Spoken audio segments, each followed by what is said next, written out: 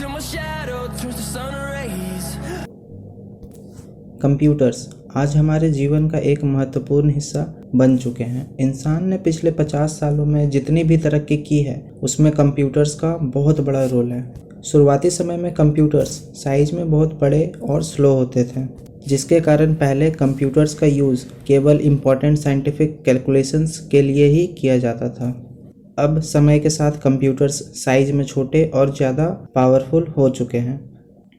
Economic, research, medical, entertainment, communication, education and space exploration जैसे fields ने जिस speed से तरक्की की है वो शायद बिना कंप्यूटर्स के कभी पॉसिबल नहीं हो पाती। समय के साथ कंप्यूटर्स की कंप्यूटिंग पावर बढ़ती ही जा रही है। हमारे स्मार्टफोन्स में यूज़ होने वाला कंप्यूटर 50 साल पहले नासा के अपोलो मून मिशन में यूज़ होने वाले कंप्यूटर से लाखों गुना तेज और एफिशिएंट है। कंप्यूटर्स में यूज़ होने वाले ट्रांजिस्टर्स केवल 2 स्टेट ऑन या ऑफ में ही हो सकते हैं। ऑन को 1 और ऑफ को 0 मानते हुए कंप्यूटर बाइनरी लैंग्वेज का यूज़ करके प्रोग्राम्स को समझता और कंप्यूटेशन परफॉर्म करता है। 1 और 0 को रिप्रेजेंट करने वाले ट्रांजिस्टर्स को बिट्स बोलते हैं। प्रोग्रामर्स बाइनरी लैंग्वेज पे बेस्ड कंप्यूटर्स में सिर्फ इफ़ दिस दैन दैट के कंडीशंस को यूज़ करके माइक्रोसॉफ्ट जैसे कॉम्प्लेक्स सॉफ्टवेयर्स को बना सकते हैं। इतने एडवांस और हाईटेक होने के बाद भी क्लासिकल कंप्यूटर्स की कुछ लिमिटेशंस हैं। इसकी प्रोसेसिंग स्पीड काफ़ी स्लो है। कुछ कॉम्प्लेक्स मैथमेटिकल इक्वेशंस को सॉल्व करने में क्लासिकल कंप्यूटर्स को काफ़ी समय लगता है। हमारे बहुत से कॉम्प्लेक्स प्रॉब्लम्स हैं जो कि एग्जिस्टिंग कंप्यूटेशन पावर से सॉल्व नहीं हो सकती है।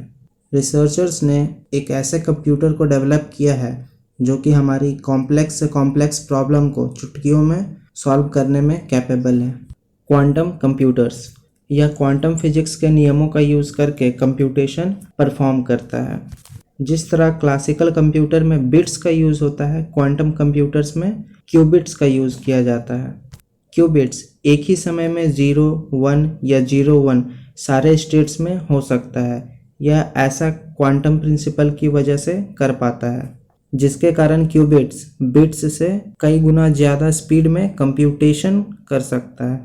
अगर सिंपल भाषा में बात करें तो हम एक मेज़ पज़ल के एग्जाम्पल को देखते हैं। क्लासिकल कंप्यूटर मेज़ पज़ल के सारे रास्तों को एक एक करके चेक करता है और उसके बाद करेक्ट रिजल्ट आउटपुट करता है। वहीं क्वांटम कंप्यूटर एक ही समय में मेज़ पज़ल के सारे पॉसिबल रास्तों को चेक करता है और इंस्टेंटली करेक्ट रिजल्ट को आउटपुट करता है। क्यूबिट मेनली 2 क्वांटम फिजिक्स के सिद्धांतों क्वांटम इंटेंगलमेंट और क्वांटम सुपरपोजिशन पर काम करता है।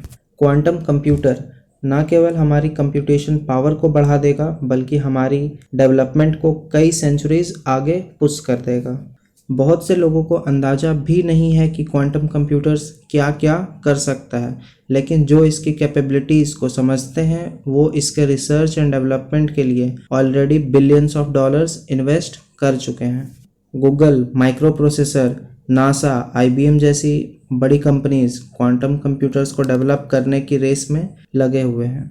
अक्टूबर 2019 को गूगल ने साइंटिफिक जर्नल नेचर में एक आर्टिकल पब्लिश किया जिसके मुताबिक गूगल और नासा द्वारा बनाया गया क्वांटम कंप्यूटर साइकामोर ने मात्र 200 सेकंड में एक टारगेट कंप्यूटेशन को सक्सेसफुली परफॉर्म किया। आप सोच रहे होंगे कि इसमें कौन सी बड़ी बात है, लेकिन गूगल ने यह दावा किया कि यही सेम कंप्यूटेशन टास्क दुनिया के सबसे तेज सुपर कंप्यूटर को परफॉर्म करने में 10,000 सालों से भी ज़्यादा का समय लगेगा। RSA इनक्रिप्शन एक ऐसा सिक्योरिटी है जो कई सालों से दुनिया के ज़्यादातर डेटा को सुरक्षित रखता आ रहा है। इसे अनब्रेकेबल इनक्रिप्शन के तौर पे देखा जाता है, लेकिन एक sufficiently powerful quantum computer open RSA encryption को बड़ी ही आसानी से सोर्स एल्गोरिदम का यूज़ करके ब्रेक कर सकता है। फ्यूचर में जब फुल्ली फंक्शनल क्वांटम कंप्यूटर बन जाएंगे तब हमारा करंट इनक्रिप्शन सिस्टम किसी काम का नहीं रहेगा। ऐसे में हमारे पास 2 ऑप्शन होंगे, या तो एग्जिस्टिंग इनक्रिप्शन को इतना कॉम्प्लेक्स बना दिया जाए ताकि क्वांटम कंप्यूटर भी उसे डिक्रिप्ट ना कर सके, या खुद क्वांटम कंप्यूटर्स का ही यूज़ करके एक नया इनक्रिप्शन सिस्टम बनाया जाए जिसे डिक्रिप्ट करना इम्पॉसिबल हो। पूरी दुनिया को क्वांटम कंप्यूटर से बहुत उम्मीदें हैं, लेकिन इसे पूरी तरह से एग्जिस्टेंस में आने के लिए हमें अभी कुछ साल और इंतज़ार करना पड़ सकता है, क्योंकि क्यूबिट्स को वर्क करने के लिए 0 डिग्री के टेम्परेचर की आवश्यकता होती है और इसके आसपास किसी टाइप के साउंड से इसकी परफॉर्मेंस बिगड़ सकती है। इसके एल्गोरिदम को बनाना बहुत ही मेहनत का और मुश्किल काम है। दुनिया में 1000 से भी कम साइंटिस्ट हैं जो कि क्वांटम कंप्यूटर के रिसर्च में इन्वॉल्व हैं। अगर हम अगले 10 सालों में क्वांटम कंप्यूटर डेवलप कर लेते हैं तो वैसे फील्ड जिन्हें बेहद फ़ायदा होने वाला है वो है मेडिसिन सेक्टर। किसी भी नई मेडिसिन को बनाने से पहले कई अलग अलग केमिकल्स के कॉम्बिनेशंस को चेक करना पड़ता है। नई मेडिसिन्स के रिसर्च में कभी कभी 10 सालों तक का समय भी लग जाता है। क्वांटम कंप्यूटर्स एक ही समय में कई केमिकल कॉम्बिनेशंस को चेक करके कम समय में करेक्ट कॉम्बिनेशन को खोज सकेगा। इससे न्यू मेडिसिन्स में लगने वाला समय और खर्च दोनों ही कम हो जाएगा। सप्लाई चेन लॉजिस्टिक, लगभग सारी बड़ी कंपनीज अब अपना बिजनेस ग्लोबली करती हैं।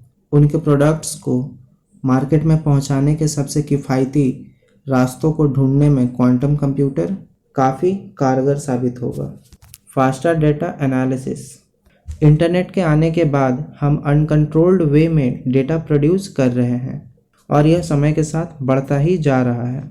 आज तक हमने जितना भी डेटा प्रोड्यूस किया है उसका 90% डेटा हमने पिछले 2 सालों में प्रोड्यूस किया है।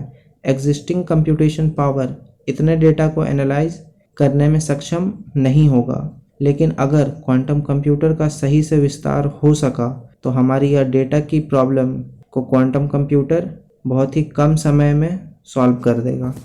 फाइनेंशियल सर्विसेज, मार्केट के कॉम्प्लेक्स बिहेवियर को समझने में और बड़े इकोनॉमी वाले देशों में होने वाले आर्थिक मंदी को प्रिडिक्ट करने में क्वांटम कंप्यूटिंग बहुत बड़ा रोल प्ले करेगा।